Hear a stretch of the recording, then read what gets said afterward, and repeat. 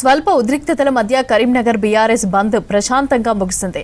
2 రోజుల క్రితం బీజేపీ బీఆర్ఎస్ నేతల comments, MLA Gangula camp office, Kaushik Reddy కారుపై దాడికి నిరసనగా బంద్ చేపట్టింది బీఆర్ఎస్. ఇంటి నుంచి బయటకు వచ్చిన గంగులను LMD city police training centre కి తరలించారు పోలీసులు. ఇక తుమ్మిడిహెట్టి ప్రాజెక్టు పేరుతో ప్రభుత్వం ప్రజలను తప్పుదోవ పట్టిస్తోందని ఆరోపించారు బీఆర్ఎస్ లీడర్స్. కరీంనగర్లో బీఆర్ఎస్ బంద్ కొనసాగింది. 2 రోజుల క్రితం బీజేపీ బీఆర్ఎస్ నేతల కామెంట్స్, మాజీ మంత్రి MLA Gangula camp office, Kaushik Reddy కారుపై దాడికి నిరసనగా బంద్ చేపట్టింది బీఆర్ఎస్. నల్ల జెండాలతో బీఆర్ఎస్ కార్యకర్తలు ఆందోళన చేశారు. టవర్ సర్కిల్ తో పాటు ఇతర ప్రాంతాల్లో షాపులు, హోటళ్లు మూతపడ్డాయి. అవాంఛనీయ ఘటనలు జరగకుండా భారీ బందోబస్తు నిర్వహించారు పోలీసులు.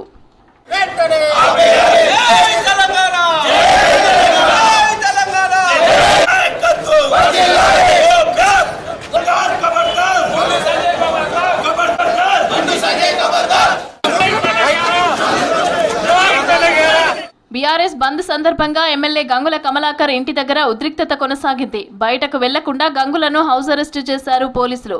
హౌస్ అరెస్టు విషయం తెలుసుకుని గంగుల ఇంటికి భారీగా చేరుకున్నారు బీఆర్ఎస్ నేతలు, కార్యకర్తలు.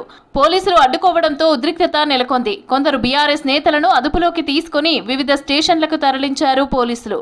పోలీసుల తీరుపైన మండిపడ్డారు ఎమ్మెల్యే గంగుల. ఇంటి నుంచి బయటకు వచ్చిన గంగులను LMD city police training centre కి తరలించారు పోలీసులు. సంజయ్ గారు, ఇది నువ్వు ఒక మంత్రివి, నీ క్యాడర్ మొత్తం పలుకొట్టిండ్రు, మీరు యాక్షన్ తీసుకోవాలి. చట్టాన్ని కాపాడాల్సిన మీరే చట్టాన్ని చేతులు తీసుకునే విధంగా చేయకండి. ఒకవేళ మీకు తెలియక జరిగిందని మీరు అంటుకుంటా, మీరు డెఫినెట్గా వాళ్ళ యాక్షన్ తీసుకోండి, పునరావృతం కాకూడసుకోండి. కాంగ్రెస్ రాజకీయ ప్రయోజనాల కోసమే పనిచేస్తుంది తప్ప రాష్ట్ర ప్రయోజనాల కోసం కాదన్నారు మాజీ మంత్రి హరీష్ రావు. మంత్రులకు ప్రాజెక్టులపై కనీస అవగాహన లేదని విమర్శించారు. తుమ్మిడిహెట్టి ప్రాజెక్టు పేరుతో ప్రభుత్వం ప్రజలను తప్పుదోవ పట్టిస్తోందన్నారు. తుమ్మిడిహెట్టి దగ్గర 11,000 కోట్ల పనులు జరిగాయని సీఎం చెప్పడం పూర్తిగా అవాస్తవమని అన్నారు హరీష్. ఇచ్చిపుచ్చుకునే ధోరణిలో మన రాష్ట్ర ప్రయోజనాలు కాపాడడం కోసం ఒప్పించాలా, మెప్పించాలి. కానీ రేవంత్ రెడ్డి తీరెట్టుందంటే రెచ్చగొట్టే తీరున్నది.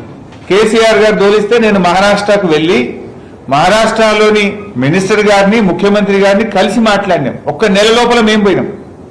మీరు 2.5 ఏళ్ళైంది, ఇంతవరకు పోయింది లేదు. బహిరంగ లేఖలు రాస్తారు అగ్రిమెంట్ చేయండి.